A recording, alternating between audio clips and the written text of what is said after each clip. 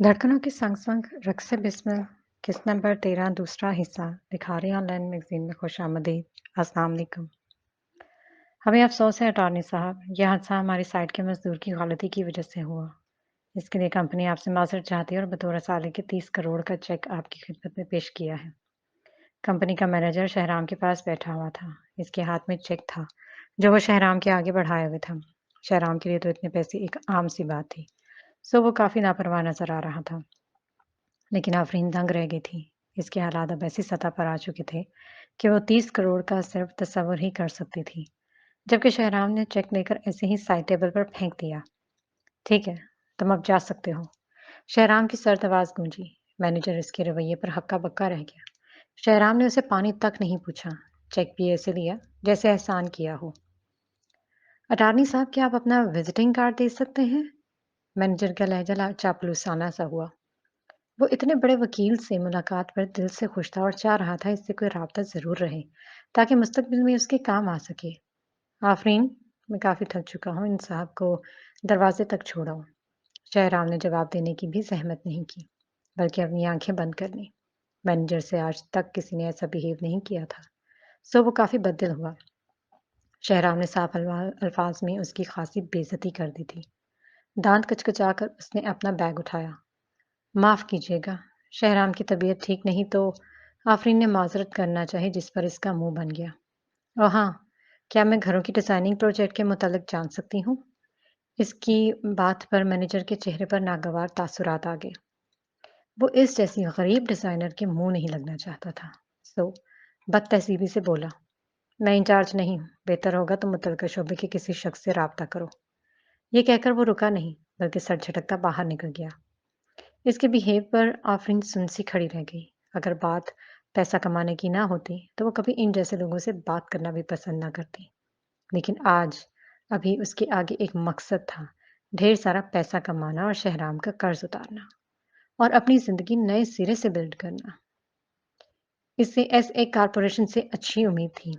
जब वो वापस रूम में आई तो शहराम, जो आंखों पर बाजू रखे लेटा था, इसकी चाप सुनकर बाजू हटाकर इसे बरहमी से घूरा। तुम अब भी नहीं सुधरी, हाँ? इतना बड़ा हादसा हो जाने के बावजूद भी तुम दोबारा से इनका प्रोजेक्ट करने की ख्वाहिश रखती हो? तुम्हारी अकल घास चरने गई है क्या आफ़रीन बेगम? अगर मैं इनका प्रोजेक्ट करूंगी तो मुझे कंपनी से 10 लाख की कमीशन मिलेगी। इसके साथ रेनोवेशन के 20 लाख अलग से कमा सकती हूँ। उसने लापरवाही से फेंके गए चेक पर तिरछी नजर डालकर एक गहरी सांस भरी और उसके चेहरे पर उदासी उभर आई। 30 करोड़ हो सकता है आपके लिए बड़ी रकम ना हो, लेकिन मेरी जैसी आम लड़की के लिए बड़ी रकम है। मैं शायद उम्र भर भी इतने पैसे इकट्ठे ना कर पाऊँ। क्या तुम्हें पैसों की तंगी है? शहराम ने उसे सर्द नजरों से देखकर टेबल से चेक उठाकर उसकी तरफ बढ़ाया। तुम इसे खर्च कर सकती हो। आफरीन तो जैसे बेहोश होने लगी। वो इसे 30 करोड़ का चेक बखुशी दे रहा था। 30 करोड़ एक बड़ी रकम होती है। उसे अरसा हुआ था इतनी बड़ी रकम देखे, लेकिन वो इससे ये रकम नहीं ले सकती थी। उसने बेइख्तियार लब भींचकर नफी में सर हिलाया। नहीं, ये आपकी रकम है, मैं नहीं ले सकती। इस पर शहराम ने भवें ना समझी से उचकाकर उसे सर से पैर तक देखा। तुम मेरी बीवी हो, क्या मेरे पैसे पर तुम्हारा हक नहीं? मैं दिल से इजाजत दे रहा हूँ, तुम ये पैसे खर्च करो। लेकिन आफरीन की अना को गवारा नहीं था कि वो शोहर का पैसा खुद पर खर्च करे। एक गहरी सांस लेकर नफी में सर हिलाया। मैं अपनी काबिलियत के बल पर कमाना चाहती हूँ। मैं इन औरतों में से नहीं हूँ जो अपने शोहर के पैसों पर नजर रखती हैं। मुझे मेरी अना अजीज है। हालांकि दिल शहराम की इजाजत पर खुश हुआ था। शहराम की उसको शहराम को उसकी ये खुददारी भली लगी थी। उसने बहुत कम ऐसी औरतें देखी थी जिन्हें अपनी इज्जत नफ्स अजीज होती है। ऐसी औरतें अब नापैद थीं, जिनका बातनी और ज़ाहरी किरदार मजबूत होता है। आफरीन को महसूस हुआ शहराम कब से इसे बिना पल के झपकते देखे जा रहा है। तुम्हें मुझसे ज़्यादा मेरा शौहर नहीं मिल अच्छा तुम्हें मुझसे ज़्यादा अमीर शौहर नहीं मिल सकता था। शहराम की गंभीर आवाज़ कमरे में गूंजी। आफरीन ने ताज्जुब से उसका घमंडी जुमला सुना। आप बहुत खुद पसंद हैं शहराम। आफरीन को इसके जुमले सुनकर लगा जैसे शहराम ने इस पर तंज कसा हो। शहराम ने हंकारा भरा। ये तो तुम्हारे लिए एक फख्र की बात है जो तुम्हें मेरे जैसा शौहर मिला। آفرین بستر پر پڑے زخمی شخص سے بحث کے موڈ میں قطعی نہیں تھی۔ آف کورس، میں خوش نصیب ہوں جو مجھے آپ ملے۔ آپ تو میرے وقت کا ستارہ ہیں، میرے محافظ بھی۔ مجھے واقعی آپ کی بیوی بننے پر فخر ہے۔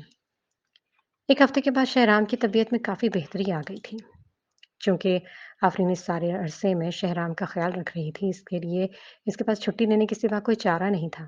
جاذب نے بھی اسے کوئی الزام نہیں دیا کہ بہرحال وہ مرتے مرتے بچی تھی۔ کیا تم اب بھی ایسے کے پروجیکٹ پہ کام کرنا چاہو گی یا میں کسی اور ڈیزائنر کو بھیجوں؟ نہیں جاذب، میں ایک بار اور کوشش کرنا چاہوں گی۔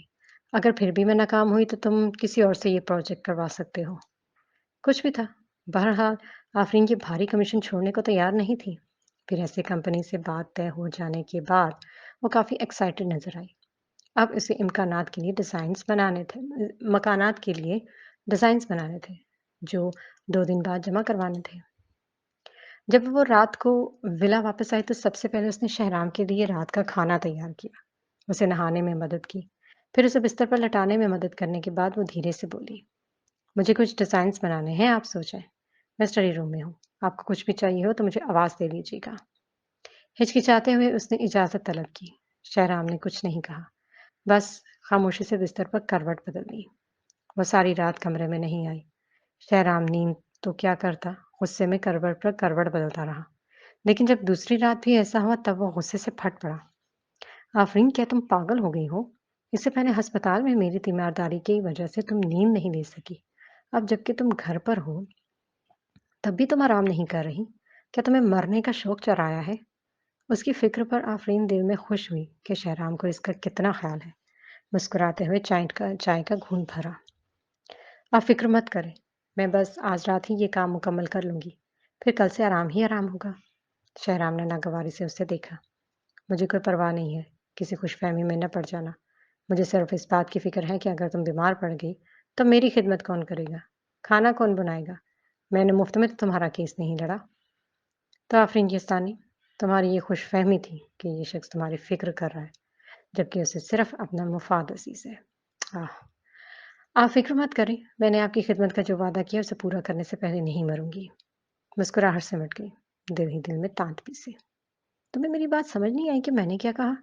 میں تمہارے وجود اور زندگی کا مالک ہوں، مجھے تم پر پورا پورا حق حاصل ہے۔ وہ یہ کہتے ہی بنا کسی ہچکچاہٹ کے اس کے زخمی ہاتھ سے، جو زخمی نہیں تھا، آفرین کو کرسی سے کھینچ کر اٹھا لیا۔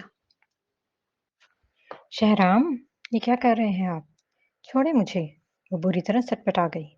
اگر تم نے ضد کی تو نتیجے کی ذمہ دار تم خود ہوگی۔ خاموشی سے روم میں چل کر اچھے بچوں کی طرح سو جاؤ، ورنہ آنکھیں دکھاتے اسے دھمکی دے گیا۔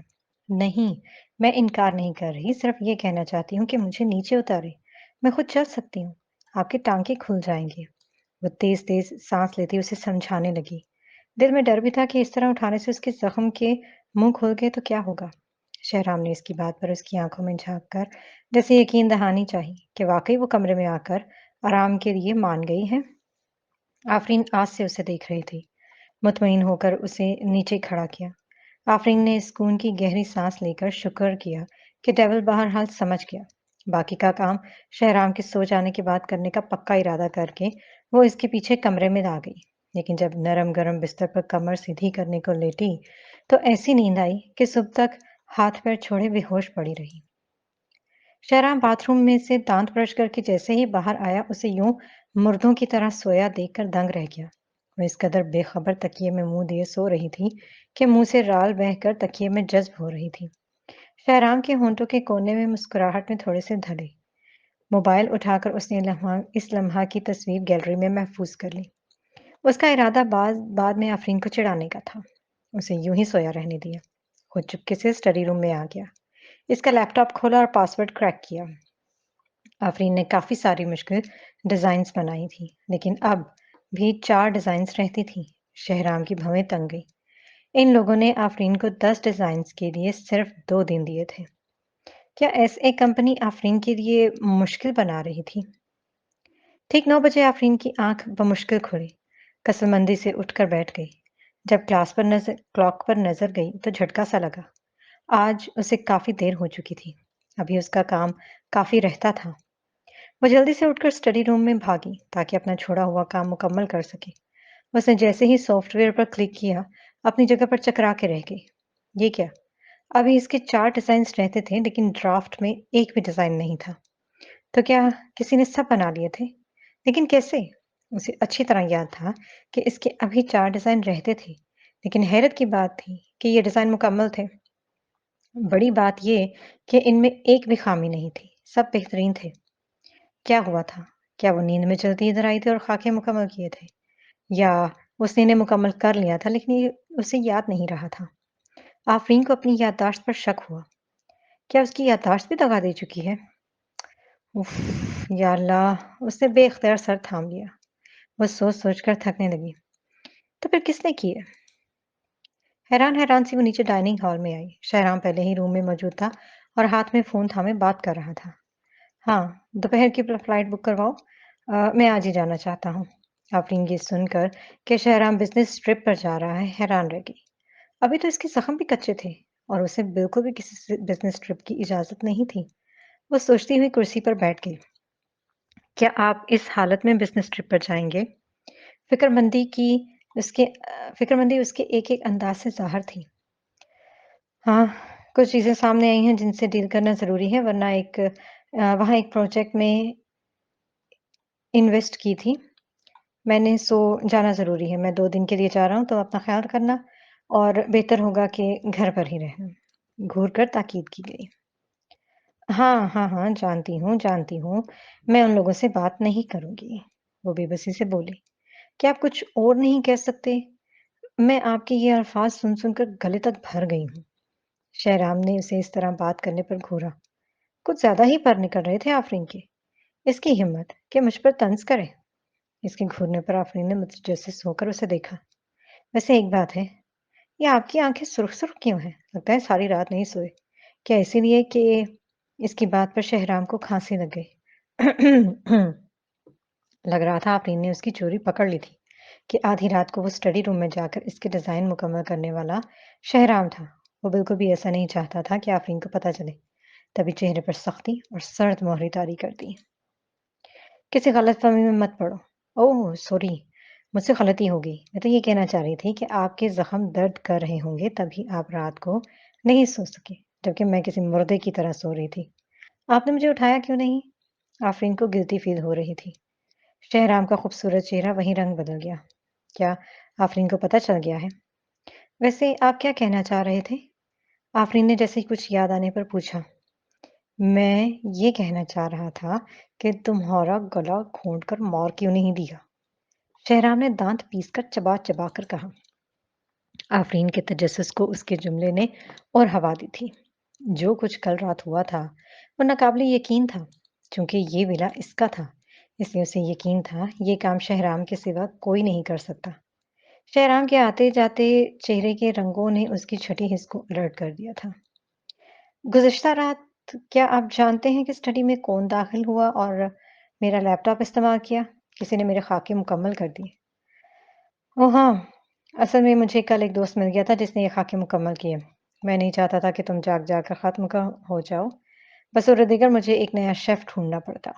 شہرام نے دودھ کے گلاس کا گھونٹ بھر کر سکون سے جواب دیا، ایسے جیسے موسم کے بارے میں بات کر رہا ہو۔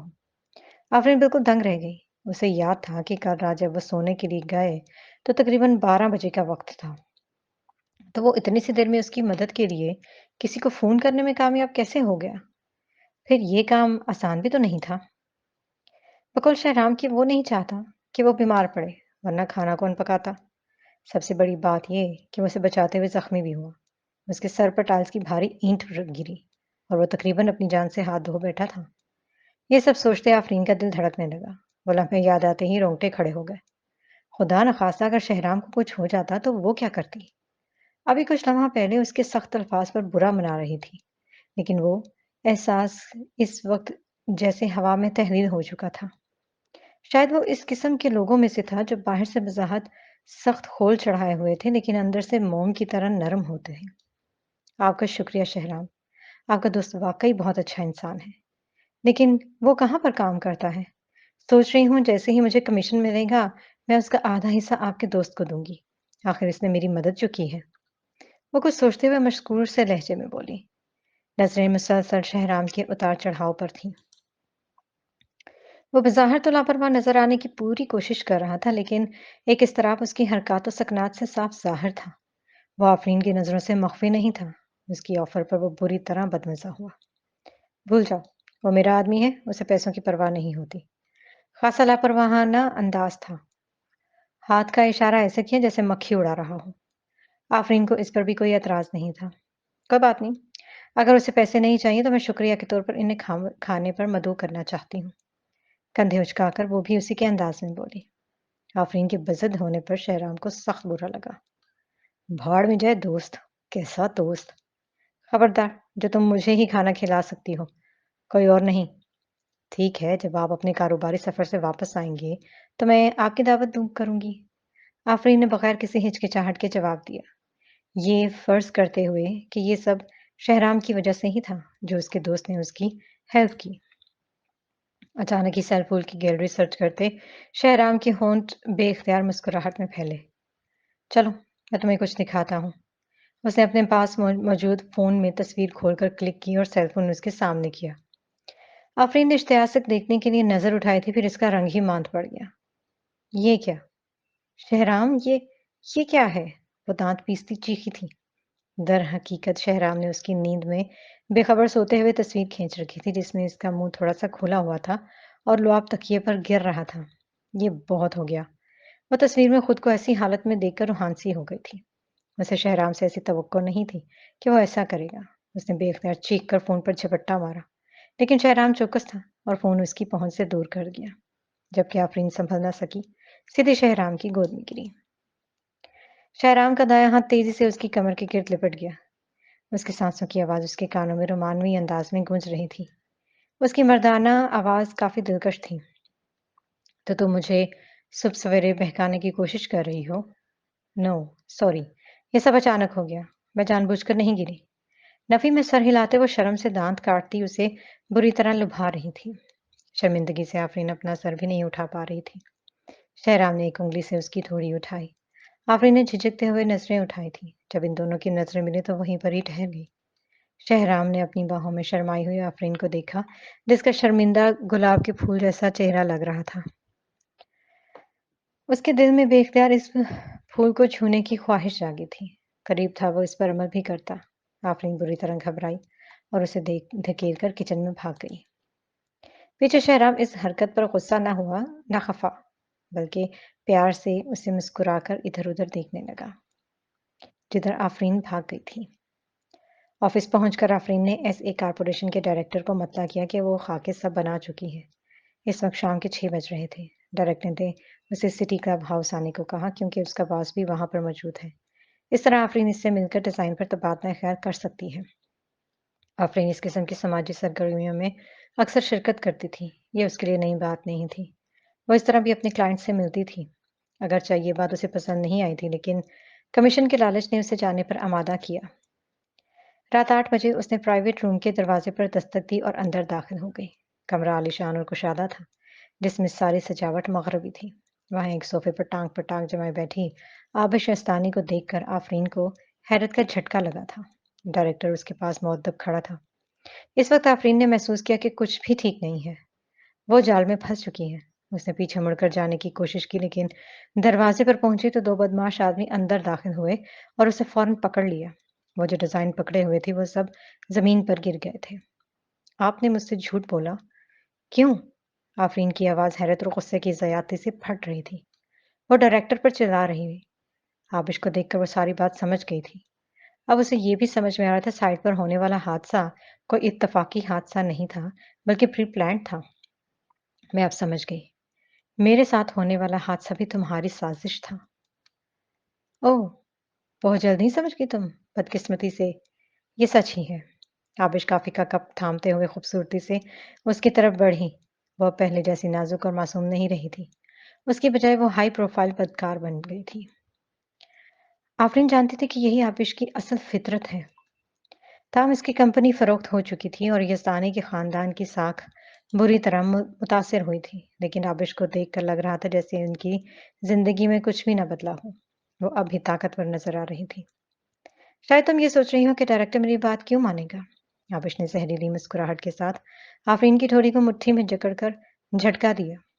کیا تم اس تاثر میں تھی کہ یہ مقدمہ ہم کو اس شہر میں ٹکنے نہیں دے گا؟ تو یہ تمہاری خام خیالی ہے۔ میں اپنے باپ کی کمپنی کے بغیر بھی بہت کچھ کر سکتی ہوں، بہت کچھ۔ تمہارا کیا مطلب ہے؟ آفرین پریشان ہوئی۔ ڈائریکٹر نے شائستگی سے کہا، میم آبش اب ایس اے میں پراپرٹی کی نئی مینیجر جنرل مینیجر ہیں۔ صدر یزدانی ایس اے میں سب سے بڑے شیئر ہولڈر ہیں اور وہ یقینی طور پر اس سال کے آخر میں نئے چیئرمین بن جائیں گے۔ اس کی بات پر آفرین دنگ رہ گئی۔ یہ ناممکن ہے، ایسا نہیں ہو سکتا۔ آفرین چونک گئی۔ میں نے ڈیڈ اور مام سے کبھی نہیں سنا کہ ہم ایس اے میں اتنے زیادہ شیئرز کے مالک ہیں۔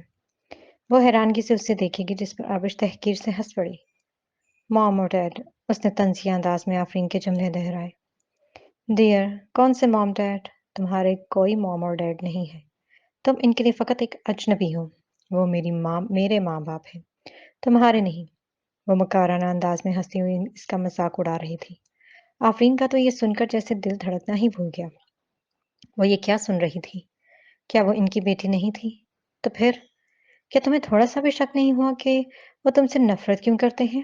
اتنی کہ تمہیں مار دینے کی کوشش کرتے ہیں۔ اس کے بے رحمانہ الفاظ پر آفرین کی آنکھیں نم ہو گئی۔ حقیقت تلخ تھی اور قبول کرنا مشکل تھی۔ افسوس کی بات کہ میرے ڈیڈ نے تم پر احسان کیا اور بدلے میں تم نے کیا کیا؟ تباہی اور بربادی لے آئی۔ جمشید کو جیل میں ڈلوایا، کمپنی کو برباد کر دیا۔ اس کے باوجود بھی تم زندہ ہو تو یہ ہمارا احسان ہے۔ تمہیں صرف دوسروں کی چیزیں چھیننا آتا ہے، آفرین نے حقارت سے چیخ کر کہا اور اسے نفرت سے دیکھ کر دونوں حبشیوں سے خود کو چھڑوانے کے لیے زور لگایا۔ بالکل، مجھے واقعی بھی دوسروں کی چیزیں چھیننے میں مزہ آتا ہے۔ اب تمہاری باری ہے۔ اس نے آنکھ مار کر دونوں آدمیوں کو اشارہ کیا۔ اس کے ساتھ خوب مزے کرو اور اسے بھی مطمئن کرنا کوئی کسک نہ رہ جائے۔ وہ بے شرمی سے کہتی ہوئی ہنستی ہوئی اپنے ڈائریکٹر کے ساتھ روم سے باہر نکل گئی۔ دروازہ بند کرتے ہوتے ہی آفرین کو ایسے لگا جیسے اس کا پورا جسم آگ کی طرح جل رہا ہو۔ یہ اس دوائی کا اثر تھا جو ایک آدمی نے اس کے بازو میں انجیکٹ کی تھی۔ اس نے بھی تو شہرام کو فریہ کے کہنے میں آ کر ڈرگ دی تھی۔ اب وہ شہرام کی تکلیف کو اچھی طرح محسوس کر رہی تھی کہ شہرام اس وقت کیا محسوس کر رہا تھا۔ وہ آدمی اب ہاتھ رگڑتے اس کی طرف بڑھ رہے تھے۔ آفرین کافی خوف زدہ تھی، پیچھے ہٹتے ہوئے مسلسل انہیں وارننگ دے رہی تھی۔ دیکھو، خبردار جو تم میرے قریب آئے، ورنہ اچھا نہیں ہوگا۔ یہ آدمی امیر لوگوں کے باڈی گارڈ تھے۔ وہ آفرین کو جانتے تھے اور وہ اس بات کی توقع بھی نہیں کر سکتے تھے کہ آبش ان کو یہ موقع دے گی۔ وہ خود بھی پہل نہیں کرنا چاہ رہے تھے۔ ان کو معلوم تھا کہ آفرین کے جسم میں جو انجیکٹ کی گئی ہے اس کا اثر ہوتے ہی آفرین خود کو اپنے آپ کو ان کے حوالے کر دے گی۔ ڈونٹ کم نیئر می۔ آفرین ڈر کر پیچھے ہٹ رہی تھی۔ اس نے موبائل نکال کر شہرام کو فون کرنا چاہا مگر ایک آدمی نے اس سے فون چھین لیا۔ آج تم کو کوئی نہیں بچا سکے گا، اس لیے بہتر ہے اپنے آپ کو ہمارے حوالے کر دو۔ ایک آدمی نے بازو سے پکڑ کر اسے کھینچا۔ ولید اپنے اسسٹنٹ کے ساتھ ایک سماجی سرگرمی میں شرکت کرنے جا رہا تھا۔ سیڑھیوں پر اس نے آبش اور ایک ادھیڑ امر آدمی کو ایک پرائیویٹ کمرے سے باہر نکل کر لفٹ کی طرف بڑھتے ہوئے حیرت سے دیکھا۔ ادھیڑ عمر کے آدمی نے شائستہ انداز میں آبش کے لیے لفٹ کا بٹن دبایا تھا، یہاں تک کہ اس نے آبش کو نوکر کی طرح جھکتے ہوئے پہلے لفٹ میں داخل ہونے دیا۔ ولید کے اسسٹنٹ نے تجسس سے کہا، ارے کیا یہ پلاننگ ڈپارٹمنٹ کا مینیجر نہیں ہے؟ اسے اس عورت کے ساتھ احترام سے پیش آتے ہوئے دیکھ کر حیرت ہو رہی ہے۔ ولید بھی سخت حیران تھا کہ ایسے کارپوریشن کا ڈائریکٹر اس قدر عزت سے آبش سے برتاؤ کیوں کر رہا تھا۔ کیا تعلق تھا آبش کا ایس اے کارپوریشن سے؟ اسے جازب سے پتا چلا تھا کہ آفرین کو ایس اے کارپوریشن سے رینوویشن کا کام ملا ہے۔ یہ سوچتے ہوئے اس کی چھٹی حصوں سے خبردار کر رہی تھی کہ کچھ گڑبڑ ہے۔ وہ اچھی طرح جانتا تھا کہ آبش شیطان صفت عورت ہے اور شروع سے ہی آفرین کو نشانہ بنائے ہوئے ہے، خاص کر جب سے ان کی کمپنی کی ساکھ برباد ہوئی تھی۔ بنا کسی ہچکچاہٹ کے وہ فوراً اس پرائیویٹ روم کی طرف بھاگا جہاں سے آبش نکلی تھی، لیکن جیسے ہی اس نے ناک گھمائی اسے پتا چلا کہ دروازہ اندر سے لاک ہے۔ اس نے دروازے سے کان لگا دیا، تبھی اسے کسی عورت کی چیخوں کی آواز سنائی دی اور یہ آفرین کی آواز تھی۔ Damn it! وہ بھاگتا ہوا کوریڈور سے ایک لوہے کی کرسی اٹھا کر لایا اور دروازے کے ہینڈل پر زور زور سے مارنے لگا۔ बदहवासी उसके पूरे वजूद से ज़ाहिर थी। परेशानी से वो पसीना पसीना हो रहा था। अंदर दिल में डर भी था कहीं खुदा न खास्ता आफरीन को नुकसान ना पहुंच जाए। वो 3 बार लोहे की कुर्सी मारने से हैंडल टूट चुका था और दरवाज़ा खुल गया था। अंदर दाखिल होते ही वो हवास बाख्ता हो गया। आफरीन को नीचे फर्श पर दोनों तरफ से जकड़े वो आदमी उसकी शर्ट फाड़ चुके थे। आफरीन बुरी तरह इनके शिकंजे में मचल मचल कर एहतजाज कर रही थी। मुसलसल चीखों से इसका चेहरा सूज गया था। रोते रोते उसकी आंखें मुतवर्रम हो गई थीं। वलीद को देखकर इनमें से एक आदमी उठा। कौन हो तुम?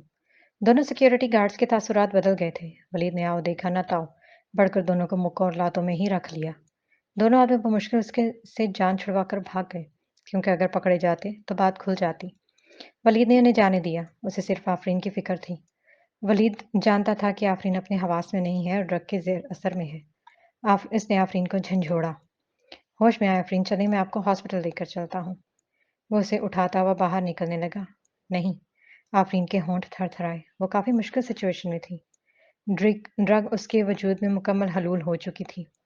अब वो अपने हवास में नहीं थी। प्लीज मुझे बाथरूम में ले चलो, मैं शावर लूंगी तो ठीक हो जाऊंगी। उसे उस वक्त सिर्फ शहराम याद था।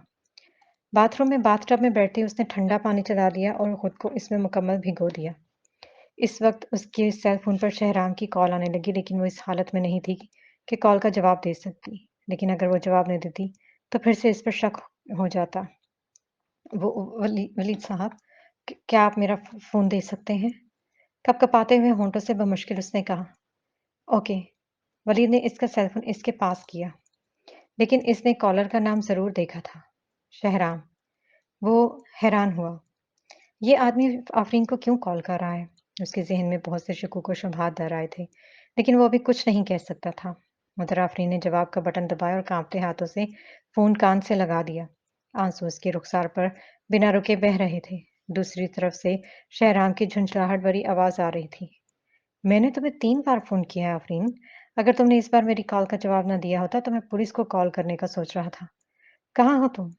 फ़िक्रमंदी से भरी हुई आवाज़ आफ़रीन को सुकून दे रही थी।